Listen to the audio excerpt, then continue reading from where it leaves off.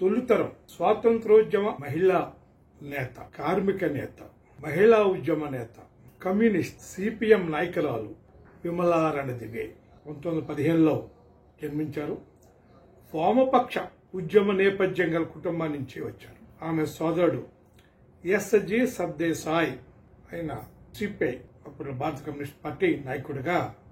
అటువంటి వాతావరణంలో పుట్టి పెరిగిన విమలా రణదివే అప్పుడు ఇంకా పెళ్లిగలదు కాబట్టి విమలా సర్దేశాయ్ 12 సంవత్సరాల వయసులోనే సేవాదళ సభ్యురాలుగా స్వాతంత్రోద్యమ కార్యక్రమాలను పాల్గొంది.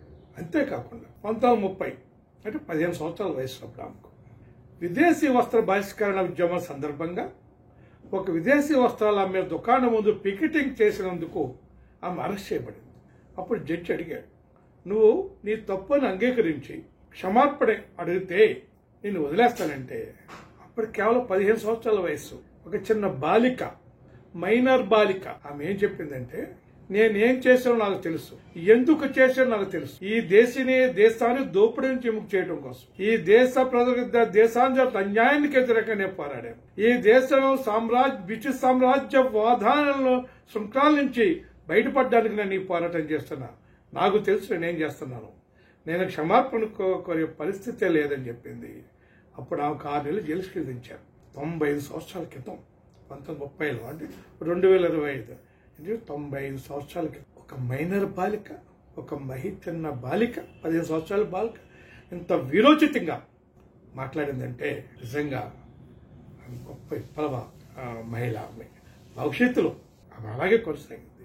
యావత్ జీవితం ఆమె ఒక 15 సంవత్సరాల వయసులో ఏ స్ఫూర్తి, ఏ పోరాట పంద, ఏ చైతన్యంతో, ఏ పట్టుదలతో, ఏ నిబద్ధత ఉందో ఆమె మరణించే వరకు కూడా ఎర్ర జెండాను భుజానికి ఎత్తుకుని అదే నిబద్ధత, అదే త్యాగం, అదే పోరాట స్ఫూర్తితో ఆమె పేద ప్రజల కోసం, కార్మికుల కోసం, కష్టజీవుల కోసం, మహిళల అభ్యున్నతి కోసం ఆమె పనిచేసింది. తర్వాత ఆమె జైలు నుంచి బయట వచ్చిన తర్వాత వేరే స్కూల్లో జాయిన్ అయ్యి ఆమె చదువు కొనసాగిస్తుంది. తర్వాత ఈ బీటీ రణదివే, ఆ బిడ్డగా ఒక సోదరి అహిల్య రంగనేకర్, ఆమె కూడా సిపిఎం నేత.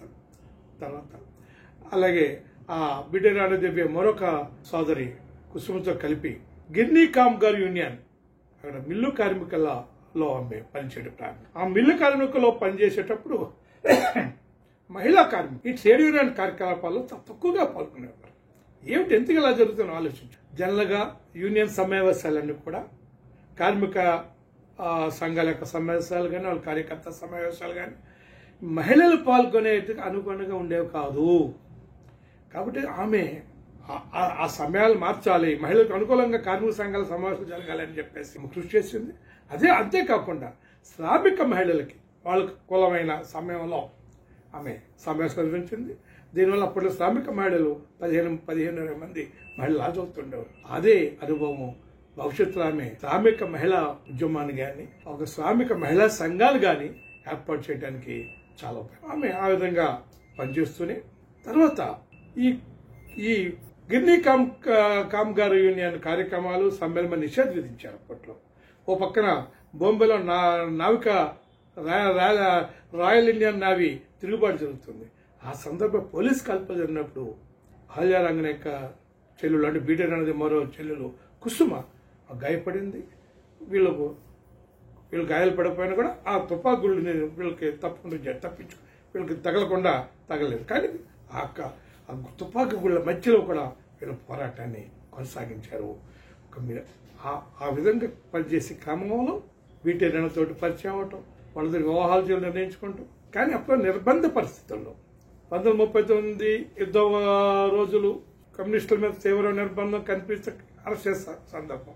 అటువంటి సందర్భంలో వాళ్ళ వివాహం కొంచెం లేట్ అయినప్పటికీ అజ్ఞాతలో ఉండగానే అతి కొద్ది మంది పార్టీ కామ్రేడ్ సమక్షంలో రిజిస్టర్ మ్యారేజ్ చేసుకున్నారు. అయిన వెంటనే ఆయన రణదివే అరెస్ట్ అవ్వడం, రాజస్థాన్లో అక్కడ నిర్బంధ శిబిరాల్లోకి ఆయన్ని పంపడం జరిగింది. ఈమె కూడా అజ్ఞాతంలోకి వెళ్ళటం. తర్వాత చెప్పుకోవాల్సిన విషయం, 2 సంవత్సరాలు బాబు ఉండగా 2 సంవత్సరాలు ఈమె జైల్లో ఉంది. బాబు వయసు 2 సంవత్సరాలు, కానీ ఈమె 2 సంవత్సరాల వయసు జైల్లో ఉంది. అంటే అటువంటి నిర్బంధాన్ని ఇవ్వండి. ఆ తర్వాత కాలంలో సిఐటియు కార్యకర్తగా, సిఐటియు నాయకురాలుగా పనిచేసింది ఆమె. ప్రధానంగా సిఐటియు అఖిల భారత కేంద్రం కలకత్తాలో ఉన్నప్పుడు ఆమె అక్కడ కేంద్రంలో పనిచేసే సమయంలో టీ ఎస్టేట్, కాఫీ తోటలు, రబ్బర్ తోటల యొక్క కార్మికుల యొక్క సమస్యల మీద చాలా గట్టిగా పనిచేసింది. అందుకే తర్వాత కాలంలో ప్లాంటేషన్ ఎంప్లాయీస్ యూనియన్ ఫెడరేషన్ గా ఆమె చాలా జనరల్ సెక్రటరీ కూడా పనిచేసింది. తర్వాత కాలంలో సిఐటియు వన్ ఆఫ్ ది కార్యదర్శి అఖిల భారతీయ పనిచేస్తూ శ్రామిక మహిళా సంఘ ఏర్పాటుకు బాగా కృషి చేసింది. ఆమె కృషి చేయడం కాదు, చాలా కాలం కన్వీనర్ గా కూడా పని, శ్రామిక మహిళా సంఘ కన్వీనర్ గా చాలా కాలం ఉందామె. Voice of the workers, working women అని చెప్పేసి ఒక పత్రికని ఆమె ప్రారంభించింది. గతంలో కూడా కమ్యూనిస్ట్ పార్టీ నిర్బంధ కాలంలో కూడా ఆమె నేషనల్ ఫ్రంట్ అనే పత్రిక, తర్వాత వేరే ఒక మరాఠీ పత్రిక, 2 పత్రికలు కూడా ఆమె పనిచేసింది. అంటే ఒక జర్నలిస్ట్ గా కూడా ఆమె ఒక పత్రిక రచయితగా, పత్రిక నిర్వాహకులు కూడా ఆమె పనిచేసింది.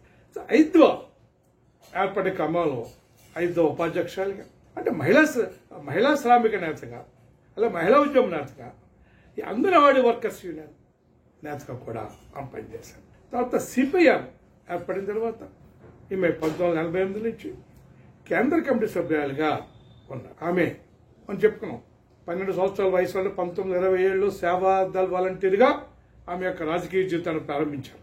ఆ ప్రారంభం అలాగే కొనసాగి 1999లో మరణించారు. ఆ మరణించే వరకు ఏనాడు కూడా ఆ జెండా 15 సంవత్సరాల వయసులో ఏ కోర్టులో ఏ నిబద్ధతతో ఏ చైతన్యంతో నేను చేసే పని నాకు తెలుసు, ఈ సామ్రాజ్యవాదానికి వ్యతిరేకంగా పోరాడుతున్నా, దోపిడీకి వ్యతిరేకంగా పోరాడుతున్నా ఆ కోర్టులో చెప్పిందో అదే కొనసాగింపు చివరిదాకా ఎర్ర జెండా చేబోని ఈ కార్మికుల కోసం, మహిళల కోసం, కష్టజీవుల కోసం, దోపిడీకి వ్యతిరేకంగా, సామ్రాజ్యానికి వ్యతిరేకంగా, పీడనకు వ్యతిరేకంగా ఆమె నిరంతరం ఆ జన్మాంతం చివరికి అమరాలయ్యే వరకు పోరాటాన్ని కొనసాగించింది విమలానందదివే. అటువంటి గొప్ప మహిళా నేత.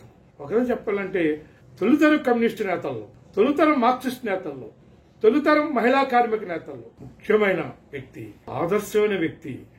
అటువంటి గొప్ప త్యాగమూర్తికి సిపిఎం అఖిల భారత 24వ మహాసభలు సందర్భంగా ఆ గొప్ప లాల్ సలాములు తెలియజేస్తూ మీకందరికీ ధన్యవాదములు.